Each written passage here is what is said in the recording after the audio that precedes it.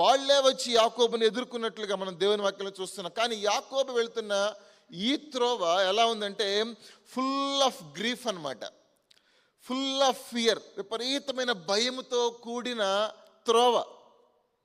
ఒకవైపు మామయ్య లాబాను తరుముకుంటూ వస్తున్నాడు, అది సెటిల్మెంట్ అయిపోయింది.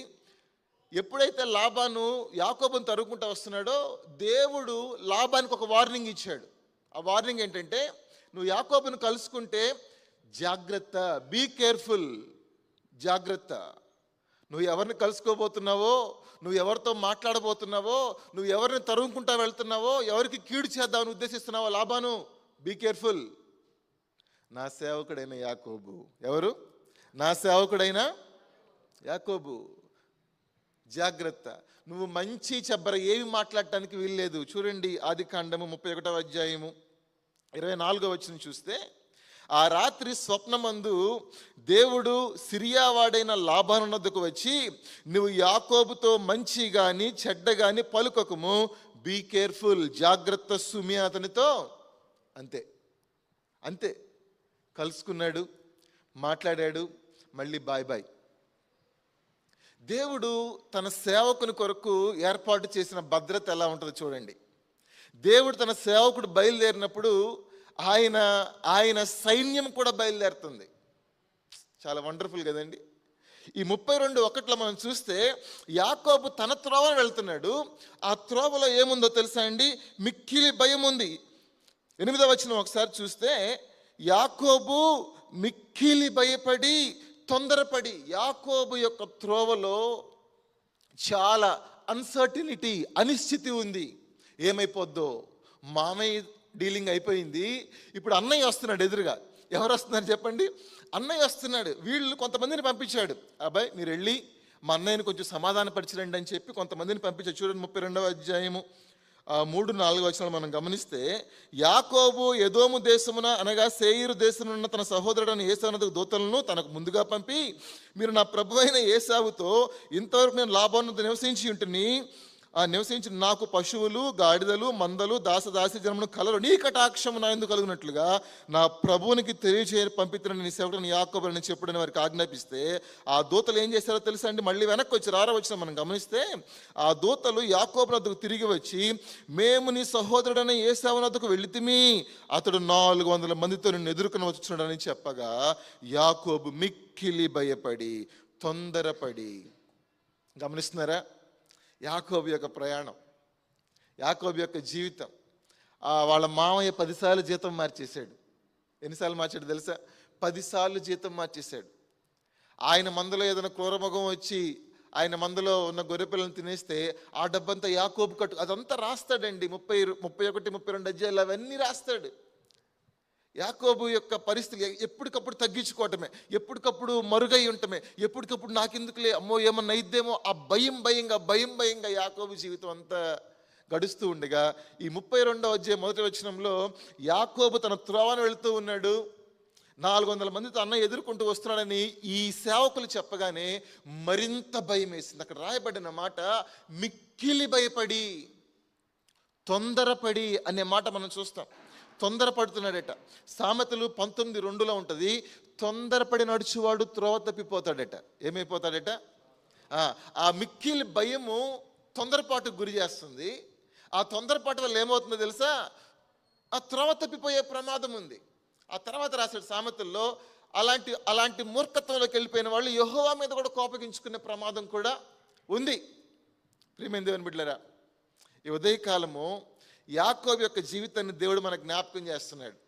నేను ప్రభు సన్నిధిలో కనిపెడతా, ప్రభువా నీ బిడ్డలతో మీరు ఏం మాట్లాడతారు, ఏ వర్తమానం మీ బిడ్డలకి ఇస్తారన్నప్పుడు ప్రభు యాకోబు యొక్క జీవితాన్ని నా ముందుకు తీసుకుని వచ్చి ఈ విషయాలను పంచుకోవాలని చెప్పినప్పుడు నాకు ఒక విషయం అర్థమైంది. ఎవరో ఇక్కడ కూర్చున్న వాళ్ళు, ఎవరో ఈ వాక్యం చూస్తున్న వాళ్ళు, ఎవరికో ఏ పరిస్థితికో మిక్కిలి భయపడుతున్నారు, తొందరపడుతున్నారు. మార్తా నువ్వు అనేకమైన పనులు వాళ్ళను తొందరపడుచున్నావు, కానీ అవసరమైంది ఒక్కటే. మరియ ఉత్తమమైన దాన్ని ఎంచుకుంది, ప్రభు పాదాల దగ్గర కూర్చుంది. అది ఆమె ఎదురు నుండి తీసివేయబడదు. మార్తా జాగ్రత్త. యాకోబు విక్కిలి భయపడుతున్నాడు. యాకోబు జీవితంలో భయమండి, భయమండి, భయమండి. తిమోతికి రాసిన పత్రికలో అంటాడు కదా, ఒకసారి చూస్తారా? దేవుడు మనకేమిచ్చాడు? శక్తియు ప్రేమయు గల ఆత్మనిచ్చాడు కానీ, ఇంద్రియ నిగ్రహం గల ఆత్మనే ఇచ్చాడు కానీ పిరికితనం గల ఆత్మనైనా మనకు ఇవ్వలేదు అనే మాట తిమోతికి రాసిన 2వ పత్రికలో ఒక్కసారి చదువుకుందాము. 1వ అధ్యాయం అండి, 7వ వచనం మనం గమనిస్తే, దేవుడు మనకు శక్తియు ప్రేమయు ఇంద్రియ నిగ్రహమును గల ఆత్మనే ఇచ్చాను కానీ పిరికితనము గల ఆత్మ నీయలేదు. మీరు ఒకసారి యాకోబు యొక్క జీవితాన్ని ఈ 32వ అధ్యాయంలో గమనిస్తే, the magnitude of his fear, ఆయన భయము యొక్క తీవ్రత ఎంతగా ఉందంటే, ఒకసారి 32వ అధ్యాయం చూడండి. ఆదికాండం 32:13 వచనం మనం గమనిస్తే, అతడు అక్కడ ఆ రాత్రి గడిపి తాను సంపాదించిన దానిలో తన అన్నయ్య అయిన ఏశావు కొరకు ఒక కానుకను, అనగా 200 మేకలు, 20 మేకపోతులు, 200 గొర్రెలు, 20 పొట్టేళ్లు, 30 పాడి వంటలు, వాటి పిల్లలు, 40 ఆవులు, 10 ఆబోతులు, 20 గాడిదలు, 10 గాడిద పిల్లలు. నేను మొత్తం కౌంట్ చేశా. మొత్తం కౌంట్ చేస్తే 570 అయినాయి. మొత్తం ఆయన తీసిన కానుక సంఖ్య ఎంత తెలుసా అండి? 570. ఆ జీవాలు, ఇంకా పిల్లల్ని, ఒంటె పిల్లలు ఉన్నాయి, అది కౌంట్లోకి రాలేదు. ఇంత తీవ్రమైన భయంలో ఉన్నాడు యాకోబు. The magnitude of his fear, అంత మిక్కిలి భయంతో. అక్కడ రాసిన మాట 13లో, తాను సంపాదించిన ఆస్తి. ఎట్లా సంపాదించుకున్నాడు? 10 మార్లు వారి మామయ్య మోసం చేస్తే ఎండనక వాననక రాత్రనక పగలనక ఆ మందను కాస్తూ దానికి కట్టుబడి చాలా కష్టపడి సంపాదించిన ఆస్తిలో ఉచితంగా తీసి వాళ్ళ అన్నయ్యకి ఏం చేస్తున్నాడో తెలుసా? దీనికి కారణం ఏంటో తెలుసా అండి? భయం అండి. Jacob, what happened? ఎందుకు ఇలా చేస్తున్నావు? నువ్వు సంపాదించింది నీ కుటుంబానికి ఉండాలి కదా, నువ్వు సంపాదించింది నీ పిల్లలకి, నీ సంపాదించింది నీ భార్యకి, నీ కుటుంబానికి ఉండాలి కదా. యాకోబు, ఎందుకు ఉచితంగా ఎవరికో అనవసరంగా తీసిస్తున్నావు? నువ్వు కష్టపడి సంపాదించి 20 సంవత్సరాలు కదా దేవుడు నీకు ఇచ్చిన ఆస్తిలో నుంచి నువ్వెందుకు వ్యర్థంగా ఇచ్చేస్తున్నావు అంటే, భయం అండి, భయంగా ఉందండి. ఈ కానుకను పంపించి మా అన్నయ్యను కొంచెం సమాధాన పరుస్తానండి. గుంపులుగా, ఒక్కొక్క గుంపు ఒక్కొక్క మంద, అంటే మేకల గుంపు, మేకపోతులు, గొర్రెలు, పొట్టేళ్ళు, పాడి వంటలు, ఆవులు, ఆబోతులు, ఆడుగాడిదలు, ఇవన్నీ గుంపులుగా డివైడ్ చేసి ఒక్కొక్క గుంపును ముందు పంపిస్తున్నాడు, దాని వెనకాల ఇంకో గుంపు, ఎట్లా గుంపులుగా పంపిస్తున్నాడు. ఏంటి? ఆయనంటే నాకు భయం అండి. అందుకని ఈ మాట చూడండి, 32వ అధ్యాయం చూడండి, 11వ వచనం ఒకసారి గమనిస్తే, ఇప్పుడు నా సహోదరుడైన ఏశావు చేతి నుండి దయచేసి నన్ను తప్పించయ్యా. అతడు వచ్చి పిల్లలతో తల్లిని నన్ను చంపునేమో అని అతనికి భయపడుతున్నాను. చూడండి, ఆ మాట గమనించండి. వాగ్దానము చేయబడిన ఒక వ్యక్తి, దేవుని చేత ఎన్నుకొనబడిన వ్యక్తి, దేవుడు ఏర్పరచుకున్న సాధనమైన దేవుని సేవకుడు ఒక మాట అంటున్నాడు, నేను అతనికి భయపడుతున్నాను. అర్థమవుతుందా మీకు? అర్థమవుతుందా? దేవుని యొక్క అదృశ్యమైన భద్రత యాకోబు చుట్టూ ఎలా ఉందో నేను మీకు ఎలా చెప్పాలి? ఆ రాత్రి బేతేలు దగ్గర దేవుడు ప్రత్యక్షమయ్యి, అబ్రహాము దేవుడును, ఇస్సాకు దేవుడును, నీ దేవుడిని కూడా అవుతాను నేను అని ఆ రాత్రి దేవుడు యాకోబుతో స్పష్టంగా చెప్పాడు.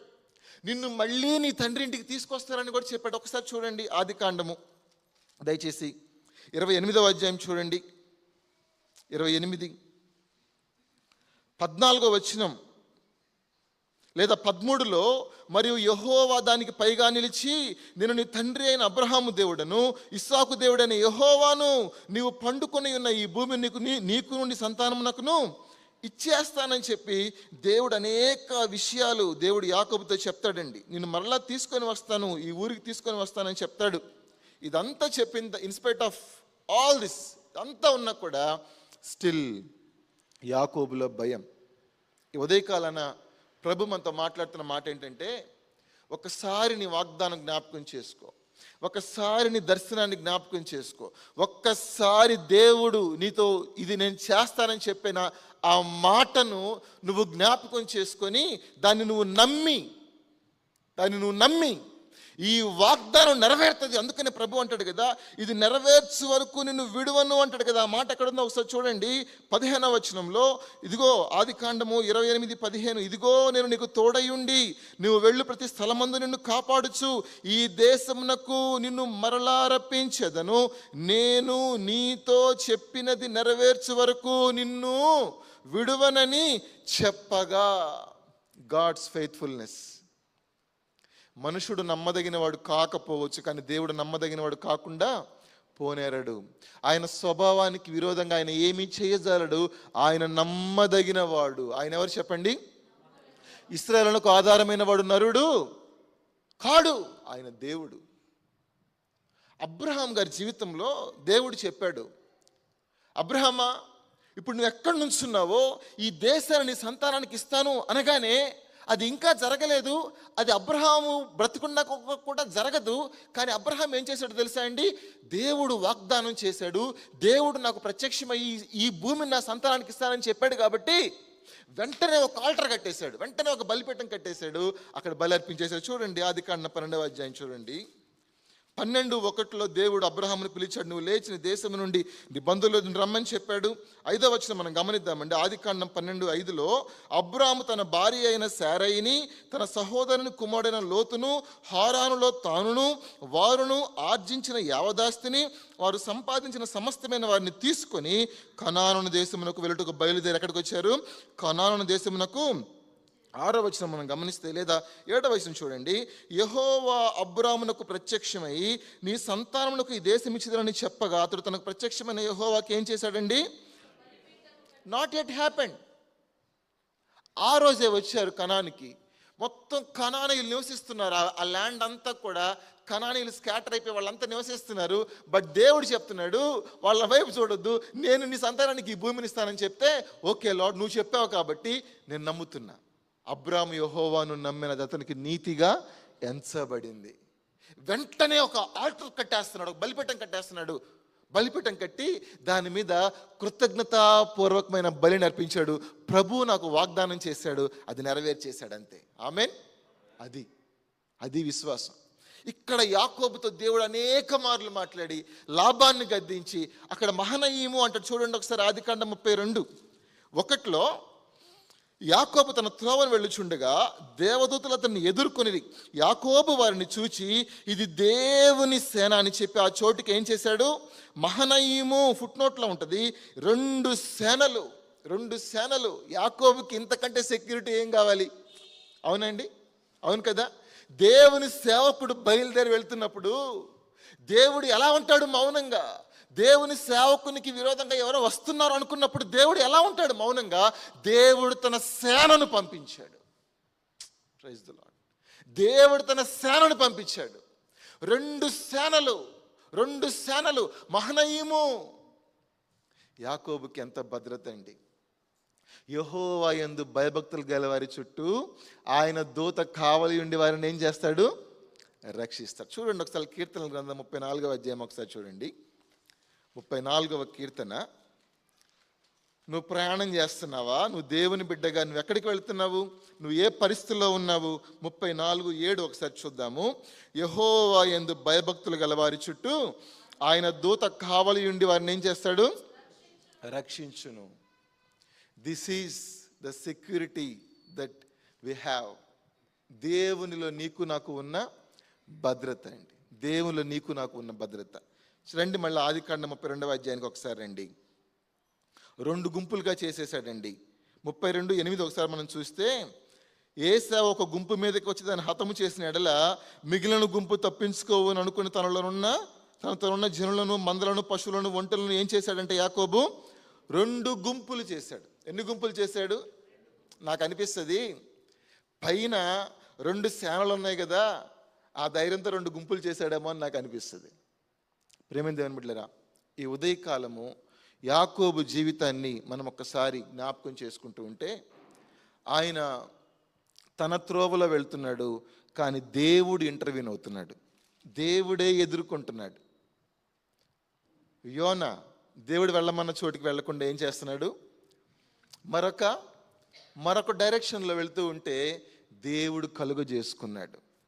దేవుడు కలుగు చేసుకుంటే ఆ సముద్రపు అడుగు భాగంలోకి దిగిపోయాడు. ఎవరండి? యోనా. చూడండి ఒకసారి యోనా గ్రంథంలో ఒక ప్రార్థన చేస్తాడు.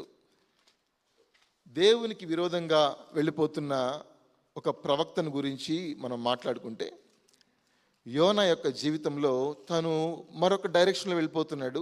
పేజ్ నెంబర్ 762, 762 పేజీ, యోనా గ్రంథము 2వ అధ్యాయము. ఒకసారి 5వ వచనం మనం గమనిస్తే, ప్రాణం పోయిద్దేమో ఇంకాసేపట్లో ప్రాణాంతం వచ్చేసింది. ప్రాణాంతము వచ్చునంతగా జలములు నన్ను చుట్టుకొని ఉన్నవి, సముద్ర అగాధము నన్ను ఆవరించి ఉన్నది, సముద్రపు నాచు నా తలకు. 6వ వచనంలో అంటాడు, నేను మరన్నిటికీ ఎక్కి రాకుండా భూమి గడియలు పర్వతముల పునాదులలోనికి నేను దిగి ఉన్నాను. నా దేవా యెహోవా, నీవు నా ప్రాణము కోపంలో నుండి ఎక్కడికి వెళ్ళిపోయాడు తెలుసా అండి? కోపంలోకి వెళ్ళిపోయాడు. కోపం ఇక ఎలా ఉందంటే, యోనా యొక్క సిచ్యువేషన్ ఎలా ఉందంటే, హీఈస్ అబౌట్ టు డై. కాసేపట్లో చనిపోతాడేమో. ఆ చుట్టూ ఉన్న పరిస్థితులన్నీ గమనిస్తుంటే ఇక డెత్ ఈజ్ ఇన్ఎవిటబుల్, ఇక మరణము తప్పదు.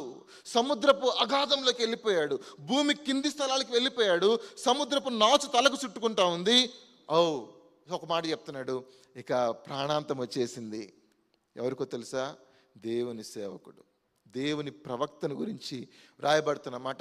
ఆ అగాధంలో నుంచి ఒక్క మనవి చేస్తున్నాడు. ఆ మనవెంటో చూడండి ఒకసారి.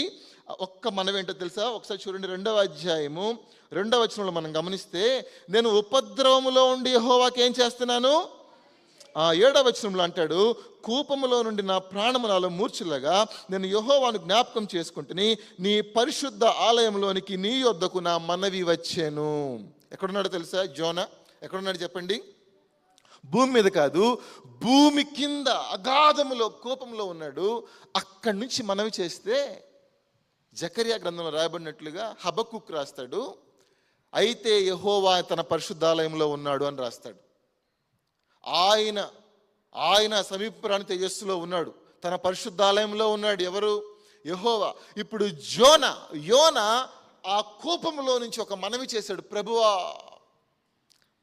ఫర్గివ్ మీ, ప్రభువా నన్ను జ్ఞాపకం చేసుకొని. ఒక ప్రార్థన, ఒక చిన్న మనవండి. ఆ ప్రార్థన ఎక్కడికి వెళ్ళిందో తెలుసా? ఈ కోపంలో నుంచి, ఈ భూమి మీద నుంచి, ఈ ఆకాశంలో నుంచి ఎక్కడికి వెళ్ళిపోయిందో తెలుసా అండి? పరిశుద్ధ స్థలంలోకి వెళ్ళిపోయింది. పరిశుద్ధ స్థలంలోకి వెళ్ళిపోయింది. దేవుడు తన సేవకుని ఎడబాయేవాడు కాడు. ఆమేన్. దేవుడు కలుగ చేసుకుంటున్నాడు. God has every right to change the path of his servant. దేవుని సేవకుని యొక్క దిక్సూచిని, మార్గాన్ని తనకిష్టానుసారంగా తిప్పే ప్రతి హక్కు దేవునికి ఉంది. సిన్స్ యు ఆర్ చోజన్, నువ్వు ఏర్పరచుకొనబడ్డావు. జగత్తు పునాది వేయబడక మునిపే ఆయన యేసు క్రీస్తులో నిన్ను నన్ను ఏర్పాటు చేసుకున్నాడని ఎఫెసీ పత్రికలో రాస్తాడు. కాబట్టి నీవు నేను ఆయన సొత్తు గనక నీ మార్గాన్ని మలిచి త్రిప్పి ఆయనకు అనుగుణంగా తిప్పే ప్రతి హక్కు, అర్హత, అధికారము నీ దేవునికి ఉన్నాయి. ఆమేన్. ఒక ఆయన బయలుదేరాడు, బాగా మత నిష్ట కలిగి, గమలీయేలు పాదాల దగ్గర బాగా నేర్చుకొని, సంఘం విషయంలో బహు ఆసక్తి కలిగి, ఆయన చేసేదే పరిచర్య అనుకుంటూ సంఘాన్ని హింసిస్తున్న సౌలు అనే ఒక ఆయన తను ప్రయాణం చేస్తూ బయలుదేరాడండి దమస్కు మార్గంలో. ఒకసారి చూస్తారా? అపోస్తుల కార్యాల గ్రంథం చూస్తారా ఒకసారి? అపోస్తుల కార్యాల గ్రంథము 9వ అధ్యాయము 3వ వచనము. అతడు ప్రయాణము చేయుచు, అతడు ఏం చేస్తున్నాడు? అతడు ప్రయాణం చేస్తూ, ఇంకొక చోట మరొక మాట రాయబడి ఉంటుందండి. అదేంటంటే సేమ్ ఇదే కాంటెక్స్ట్ మరొక చోట రాయబడి ఉంటుంది. ఒక్కసారి చూద్దాము. అపోస్తుల కార్యముల గ్రంథంలోనే 22వ అధ్యాయం చూస్తారా? 6వ వచనము. అపోస్తుల కార్యములు 22:6. చాలండి, ఒక్కసారి నాతో పాటు చెప్తారా? నేను ప్రయాణము చేయొచ్చు. This is my journey, this is my journey. ఇది నా ప్రయాణము. యాకోబు తన త్రోవలో వెళుతున్నాడు. ఆ త్రోవ అంతా కూడా విస్తారమైన భయం అండి. మిక్కిలి భయము, మిక్కిలి దుఃఖము, మిక్కిలి వేదన, మిక్కిలి అనిశ్చితి, ఏమోదో తెలియని పరిస్థితుల్లో చాలా వేదన వచ్చింది. మీకు అర్థం కావడానికి చెప్పాను. ఆయన తీసిన కానుక చూస్తే ఆయన ఎంత గుండెలు అవిసిపోయి ఉన్నాడో మీకు అర్థం చేసుకోవాలి. You can imagine. ఆయన ఆ పార్టీషన్ చేసిన ఆ కానుకను చూసినప్పుడు ఆయన ఎంత గుండెలు అవిసిపోయి ఉన్నాడో. ఎందుకంటే ఒక్క రాత్రి అడ్డమండి. ఒక్క రాత్రి బ్రతికుంటానికి చావటానికి ఒక్క రాత్రి అడ్డమండి యాకోబు జీవితంలో. పౌలు గారు సౌలుగా ఉన్నప్పుడు నా ప్రయాణం అంటున్నాడు. ఎవరి ప్రయాణం అంటే? This is my journey but Saul you don't know one thing. నువ్వు నేను ఏర్పరచుకున్న సాధనము సౌలా. నువ్వెవరు? నేను ఏర్పరచుకున్న సాధనము. I have every right. నేను నిన్ను ఎదుర్కొని నీ యొక్క ప్రయాణాన్ని ఆపి నా కొరకు నువ్వు ప్రయాణం చేయనట్లుగా నిన్ను సిద్ధపరిచే ప్రతి హక్కు నాకుంది అని ఆ రోజు మధ్యాహ్నపు ఎండాకాలమున యేసుక్రీస్తు ప్రభు సౌలుకు ప్రత్యక్షమయ్యాడు. ప్రభువా నువ్వెవడివి? నువ్వెవరు ప్రభువా? సౌలు కేక వేస్తే, నేనా? నువ్వు హింసించుచున్న యేసును. ప్రభువా నేనేం చేయాలి? అన్ని జనులకు వెలుగుగా నేను నియమించాను. ఆమేన్. ఎంత బాగుంటుందండి ఆ మాట. అన్ని జనులకు నేను నిన్నేం చేశాను? రాజులు ఎదుట నువ్వు నాకు సాధనము, నాకు సాక్షిగా ఉంటావంటే ఆ మాట చదువుతుంటే ఎలా ఉంటుందో తెలుసా అండి? ఆయన ప్రయాణం కాదు, దేవుని ప్రయాణం. Praise the Lord. ఈ ఉదయకాలం ప్రియమైన దేవుని బిడ్డలారా, ఇక్కడ కూర్చున్న చాలా మందిని అలాగే దేవుడు అడ్డగించాడు. నాట్ యువర్ వే, మై వే.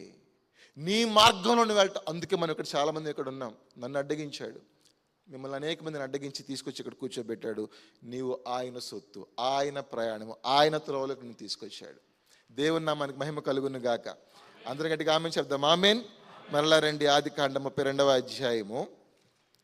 ఆదికాండం 32వ అధ్యాయము 12వ వచనం ఒకసారి చదువుదామండి.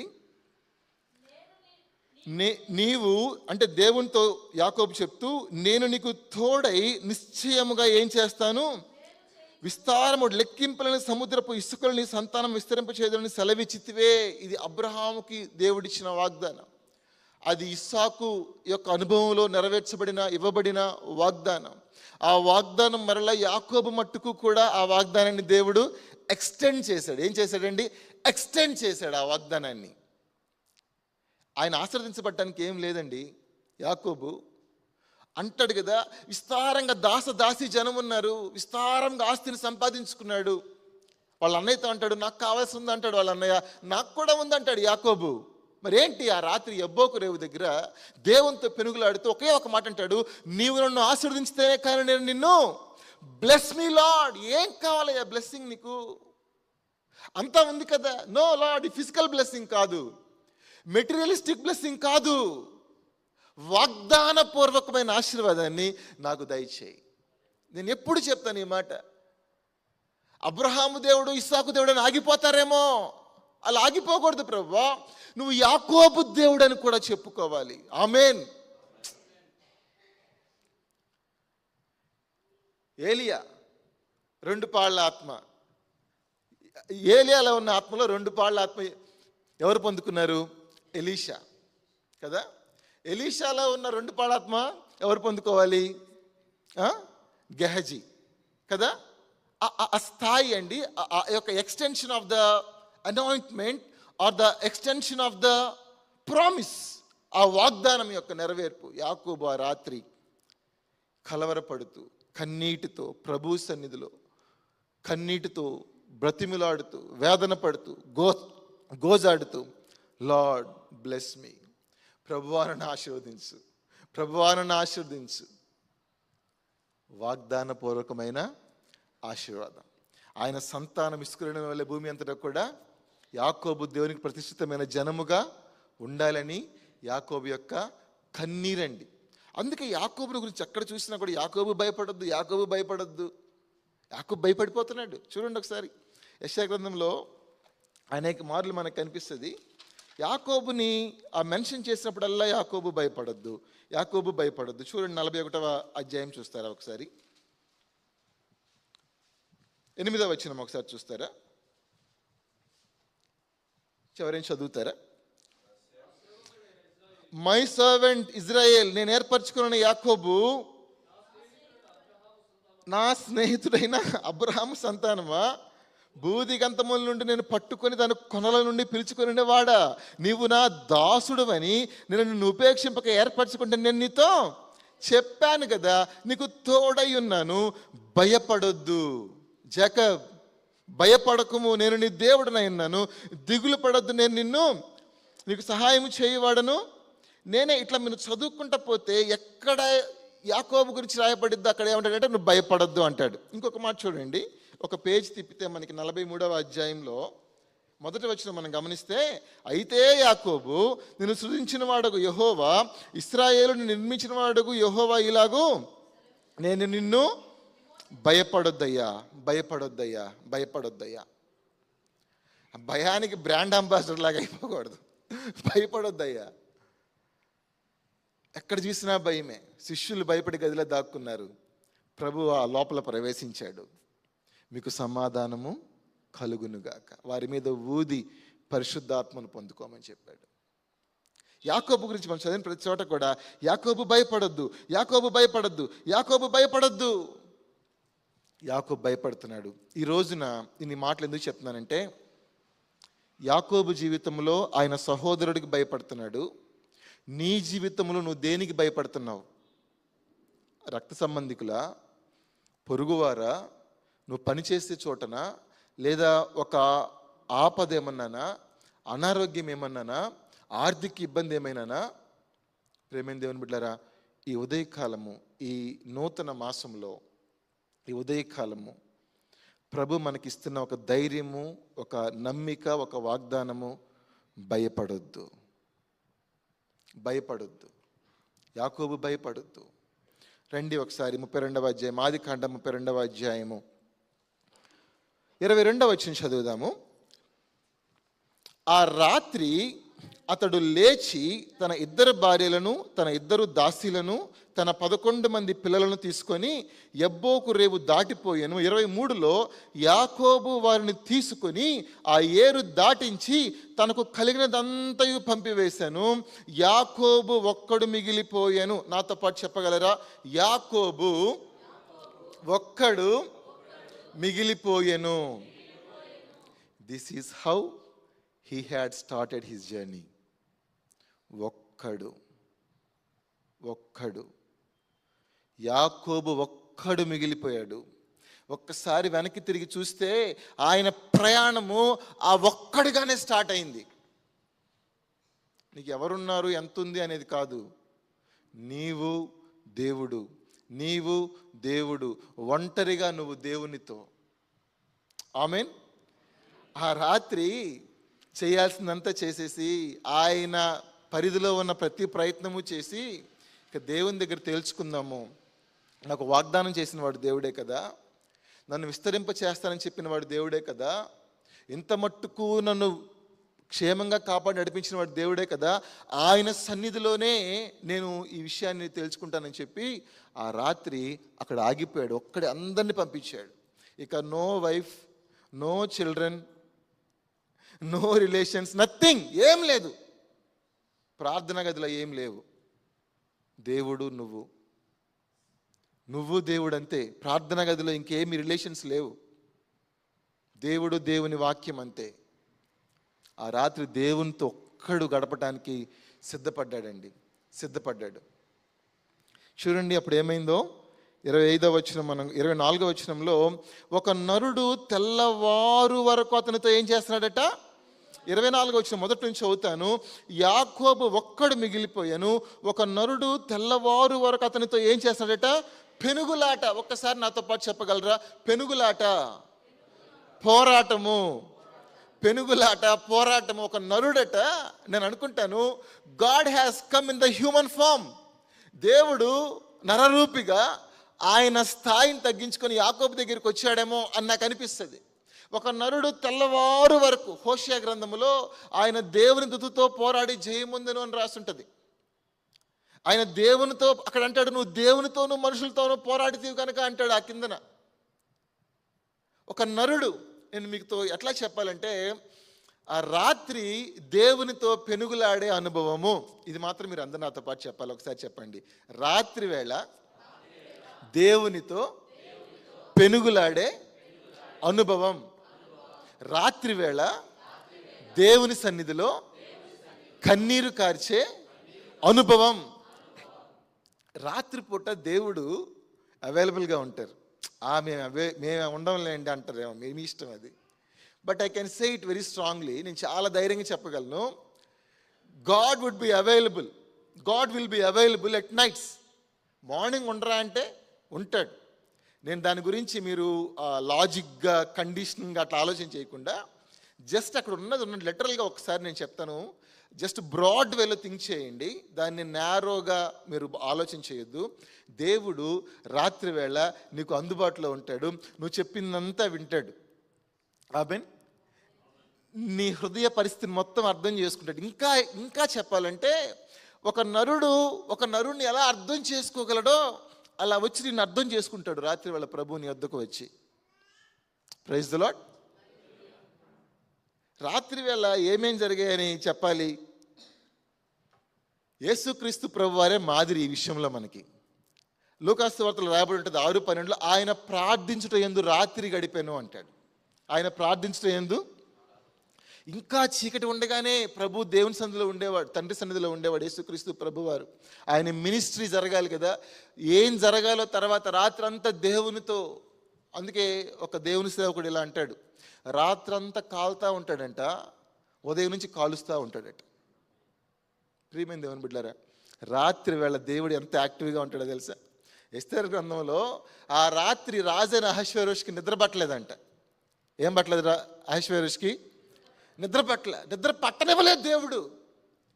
అబ్బాయి రాజ్య సమాచార గ్రంథం తీసుకొని రండి, తీసుకొచ్చామయ్యా. ఏం చేయాలి?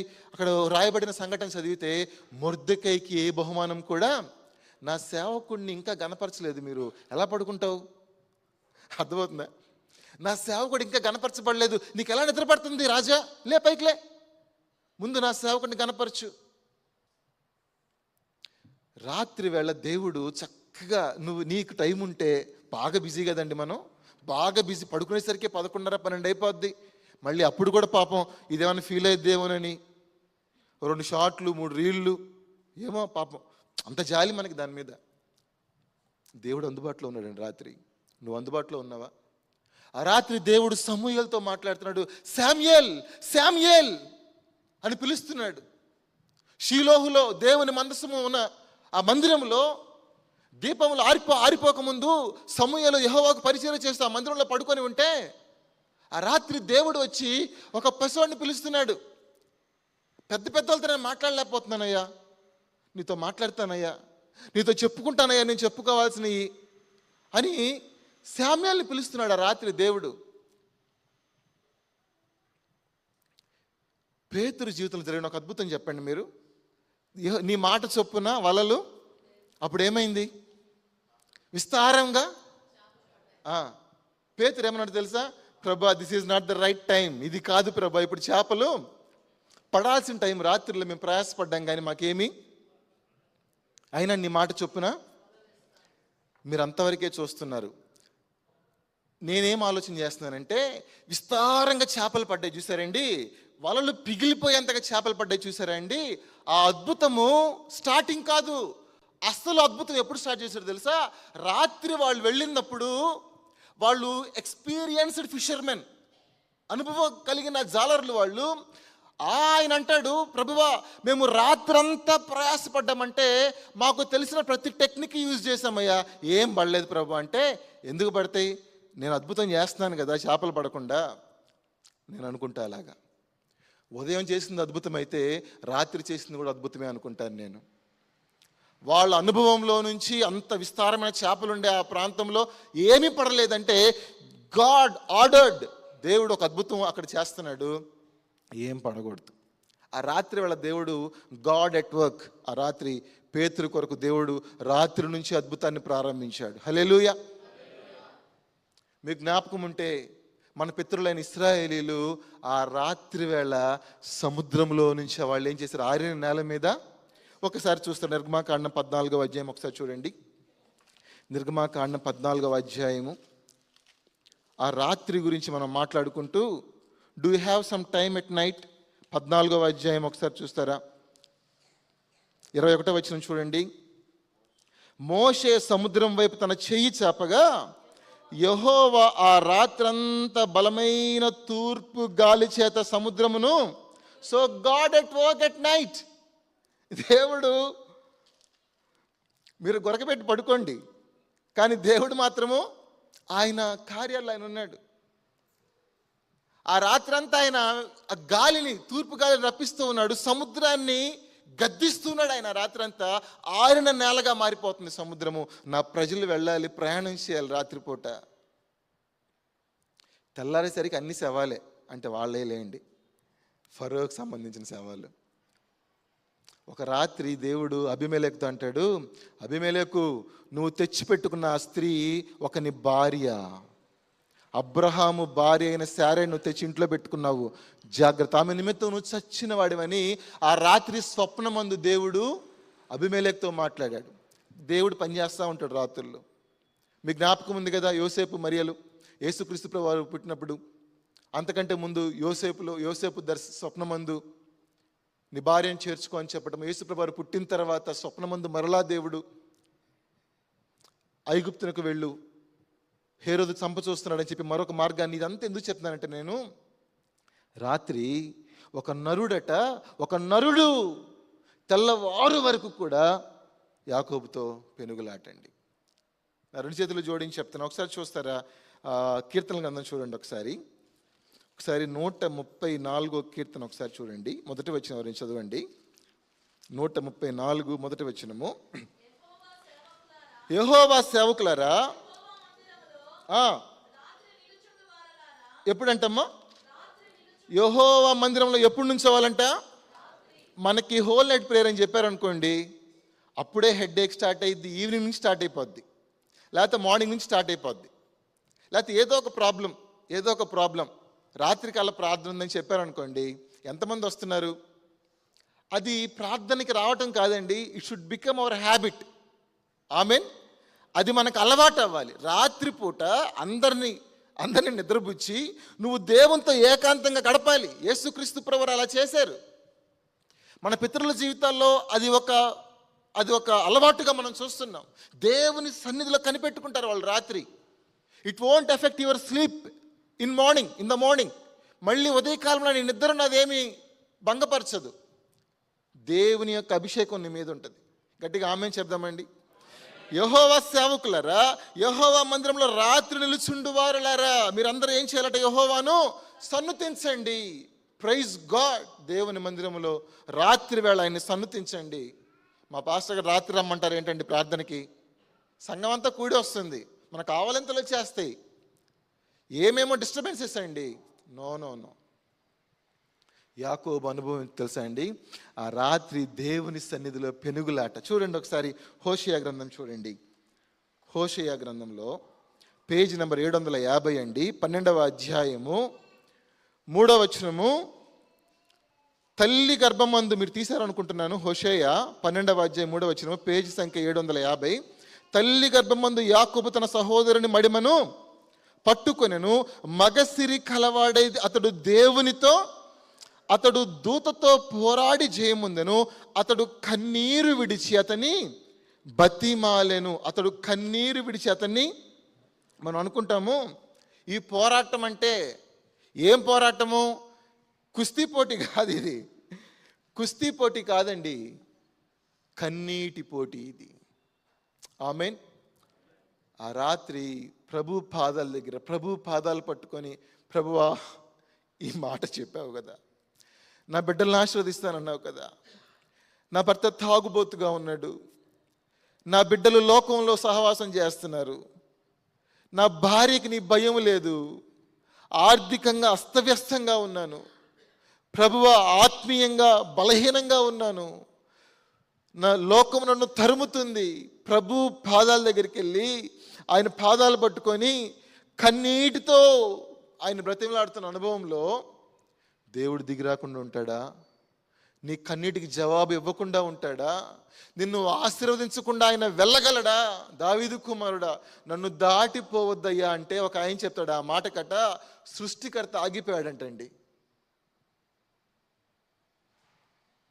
ఒక మాట, నన్ను దాటిపోవద్దయ్యా.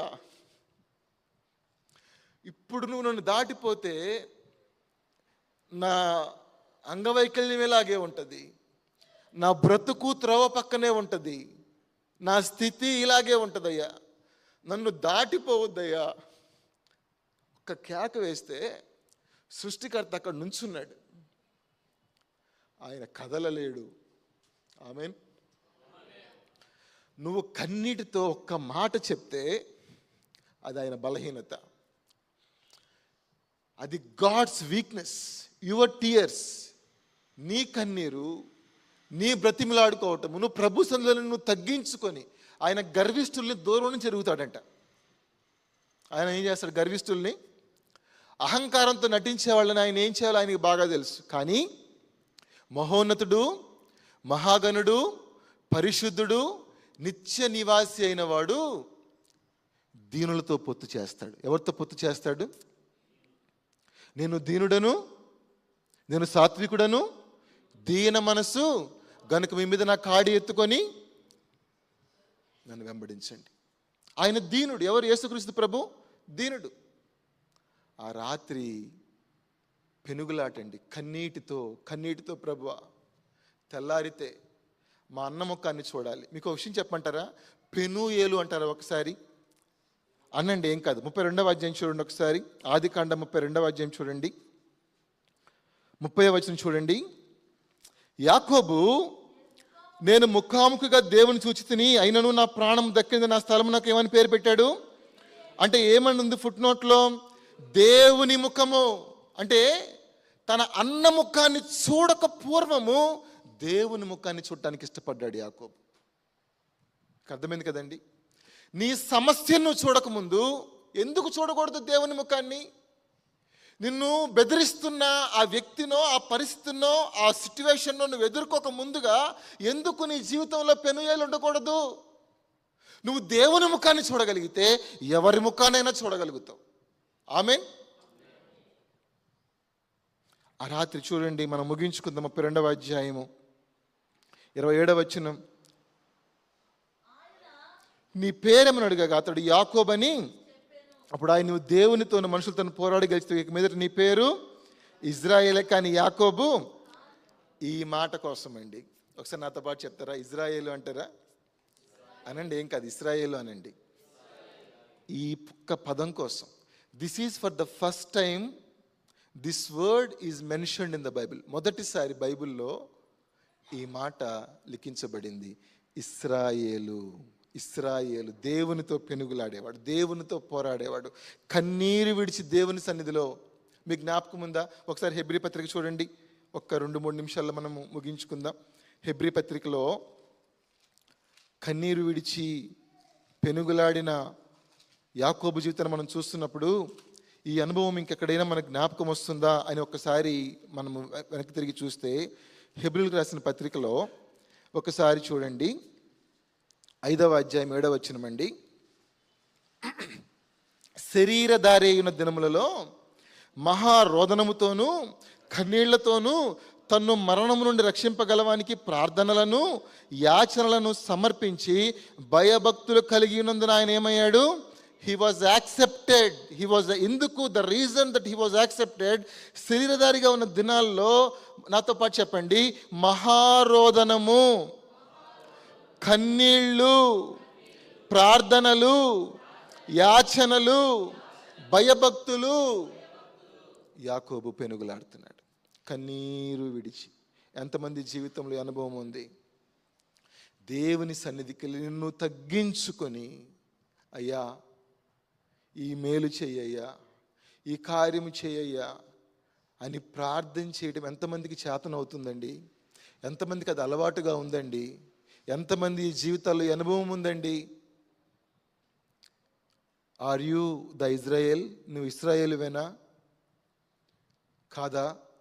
ఇదిగోండి ఇజ్రాయేల్ ఇలా ఉంటాడు. ఇదంతా జరిగిన తర్వాత అన్నయ్య దగ్గరికి వెళ్తే అన్నయ్య మెడ మీద పడి ముద్దు పెట్టేసుకున్నాడంట. చూడండి, ఆదికాండము 33వ అధ్యాయము ఏమైంది? 4వ వచనం చూడండి.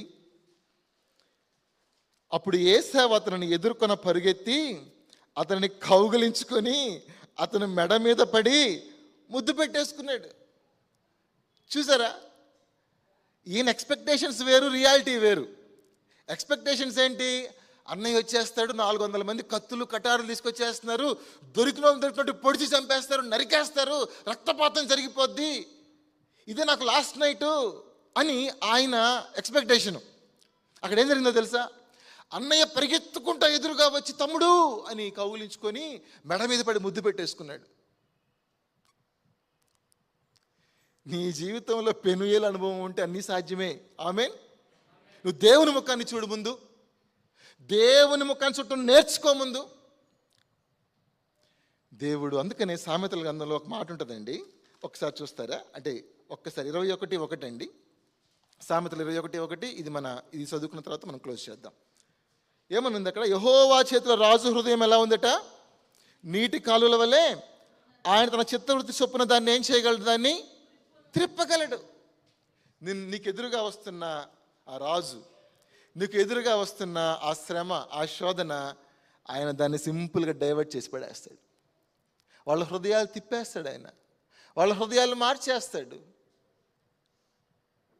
ఇశ్రాయేలీలు 70 ఏళ్ళు బబులోన్ చెరలోకి వెళ్ళవలసిన ఆ టైంలో అక్కడున్న అబద్ధ ప్రవక్తలందరూ కూడా మీరు వెళ్ళొద్దు, బబులోను నెబుకద్నెజర్ చేతి కిందకి మీరు వెళ్ళొద్దు అని ప్రవచిస్తున్నారు అబద్ధ ప్రవక్తలు. కానీ ఇర్మియా ఒక్కడు నిలబడి మీరు వెళ్ళండి అని చెప్తా ఉన్నాడు.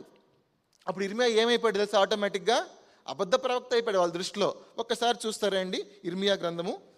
Give me please 2 minutes. ఇర్మియా గ్రంథము